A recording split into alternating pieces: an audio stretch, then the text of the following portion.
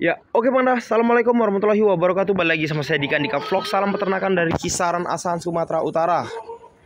Nah, jadi kan kawan, tips menjadi kaya beternak domba dan kambing. Bagaimana tipsnya? Kita bahas di sini. Nah, jadi kan kawan, langsung saja ya. Bagikan kawan yang memiliki modal. Jadi bagikan kawan yang tidak memiliki modal juga jangan patah hati ataupun patah semangat. Tetap bisa menjadi sukses kalau kita mau satu. Caranya konsisten, disiplin, dan terus semangat, tidak patah semangat. Dan jangan lupa kita berdoa. Yang pastinya kita itu akan mendapatkan modal utama, yaitu modal utamanya adalah kepercayaan. Jadi kawan-kawan yang masih pemula, kalau misalnya tidak punya modal, bisa memaruh ataupun membagi hasil dengan orang-orang. Maka dari itu modal pertama itu adalah kejujuran. Nah, jadi kan kawan, langsung kita bahas di modal yang saya bilang tadi. Bagikan kawan yang memiliki modal lebih, bagusan beternak domba ataupun kambing sajalah daripada dibuat poya-poya ataupun hal-hal yang nggak jelas ya kan kawan. Nah, jadi kan kawan, bagaimana tips menjadi kaya ketika kita beternak domba ataupun kambing? Yang pertama ya, kita bahas ya. Kalau kita beternak kambing, yang pertama itu kita bisa jual anak.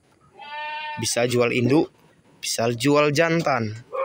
Kalau kita jual anak seperti ini, induk lahiran, usia 3 bulan anaknya kita petal, taruh di ujung sebelah sana. Ketika sudah kita campurkan di ujung sebelah sana, kita ajari, kita didik, kita disiplinkan biar supaya teratur makannya, biar supaya bisa mandiri makannya.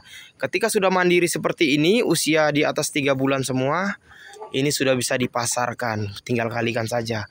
Kali 1 juta, kali 1,5 juta, kali 1,6 juta, 1,8 juta. Terserah kawan-kawan, tergantung kawan-kawan melihat pasaran di wilayah kawan-kawan. Nah, untuk pemasarannya sekarang sudah gampang, bisa online ya kan kawan. Jangan takut kalau urusan pasaran. Nah, jadi kan kawan, di samping itu kalau kita biarkan induknya itu bisa diperasan kawan susunya. Jadi banyak sekali peminat susu daripada kambing ini untuk dikonsumsi sebagai obat ataupun sebagai daya tahan tubuh menjadi lebih kuat. Jadi produksi susunya sangat banyak diminati ini kan kawan, bisa lihat. Tuh. Bisa lihat kan susunya besar seperti itu. Itu bisa 1,5 liter itu kalau dikeluarkan itu. Jadi kan kawan, untungnya banyak sekali kalau kita pelihara kambing ini. Bisa jual anak, jual induk, jual jantan. Kalau mau hari kurban tuh banyak orang cari jantan. Dan kalau hariannya ini ya susunya besar-besar tuh. Tuh. Besar-besar susunya. Itu kalau kita produksi susunya bisa sampai 2 literan. Kita jual 1 liternya kali 180.000. Banyak sekali peminatnya itu. Sudah dapat untuk hariannya ya kan. Dari harian, dari tabungan kita dapat. Dan kalau pejantannya seperti ini kan kawan, bisa kita jual untuk pejantan, bisa kita jual untuk lebaran haji sebagai kurban, hewan kurban ataupun hewan akikah bisa juga, tergantung kita mau jualnya ke mana. Nah, kalau ke kambing kan kawan, sama. Cuman bedanya kambing itu tidak produksi susu. Nah, sama saja.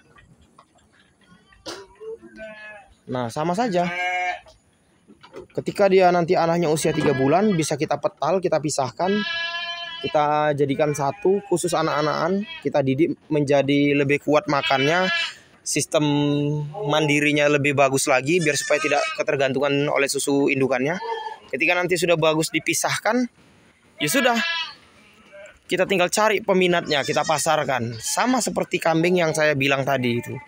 Namun bedanya di kambing ini dia tidak produksi susu karena dia memiliki kantung yang lebih kecil daripada kambing domba-domba ini. Nah, namun kalau kawan-kawan memiliki ide yang kreatif, ini ada bulu yang sangat berlebihan ya kalau saya bilang. Ini kan kita rutinitas pangkas, ini kan udah gundul nih. Ini habis dipangkas, yang ini baru-baru mau gondrong, belum dipangkas. Kalau punya ide-ide kreatif bisa itu dicuci bersih ataupun disterilkan sehingga bisa buat kain-kain, buat ini, buat itu, buat macam banyak lah karya-karya seni, macam boneka, isian bantal, banyak. Nah, jadi banyaklah keuntungannya ya kan kawan. Jadi tips menjadi kayanya itu di mana? Ya itu tadi yang saya jawab tadi. Keuntungan dari susu kita dapat untuk harian. Ya kan?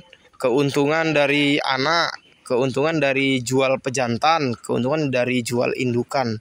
Karena kita kan terus mengembangkan sembari kita menunggu susu yang rutinitas kita ambil, susu yang rutinitas kita pasarkan. Di situ dia terus beranak pinak seperti yang ada di depan ini.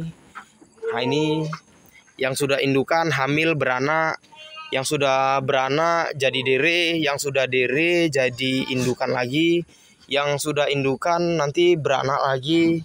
Begitulah seterusnya dia berkembangnya. Dan anak-anak yang jantan bisa dipasarkan ke hewan akikah, bisa dipasarkan ke hewan kurban, bisa dipasarkan juga ke hewan sebagai pejantan. Banyaklah pokoknya. Jadi kalau kawan-kawan tahu mengkalkulasikannya, untuk hariannya pasti sudah jelas nampak hasilnya ya. Dari susu saja sudah berapa.